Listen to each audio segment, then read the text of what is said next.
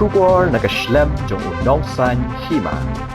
Ka International Atomic Energy Agency kabadai ke Shlam badipet ya ke Jingpei ber ke Jimbran kam nuclear kale thu bakam dan kunu ke Jingpei ne leak ha kunu ke Jaka bu nuclear ha Pakistan ha ke pot badan ke Jingkan at den ke Shipai kategori bat ke India. Kani ke Pynbna ke International Atomic Energy Agency kalong hadian ke Jingmi ke Kynnoh aki social media bagi Jaka bu nuclear jong ke Pakistan kila syak penjulur ha ke Shipai India ha ke Operation Sindur. Unong aiktian jong ke Iaea uleh thu ha ke Shlam kubor ke PTI bakat kum ke Jingtep batikna na ke Iaea kamdan kenu ke Jinglik nepei ha kenu ke Jaka bu nuclear ha Pakistan. U Director General of Air Operation u Air Marshal AK Bharti ulakanta ya ke Jingkali berkeli u baka India kalah yarthma ya ke Kirana Hills ke ketembu nuclear jong ke Pakistan.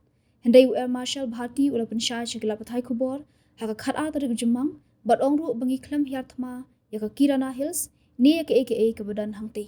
Kijing yarthma jong ke India kila kata ya ke wege Shlam penyat yarthma ya pom nasun ni airbase hasar godha bat ladon katuk ani ke kubor ke bekeno bakati ke Shlam ke don jingyadei bat ke Jaka bu nuclear ke badan syapok kendo ha Kirana Hills. Unong aiktian jong ke tanat kambari udan dhir Jaiswal ula kenta jadu ke jingkan tho jong Presiden ke US u Donald Trump ba ulala ban khanglat ke jingkan at nuclear hapling kini ki at likiri. Ulong ba ke jingale ke Shipai jong ke India kalong da ki tiarthma ki bajule bat ula kenta ke jingkan no syapang ke thma nuclear.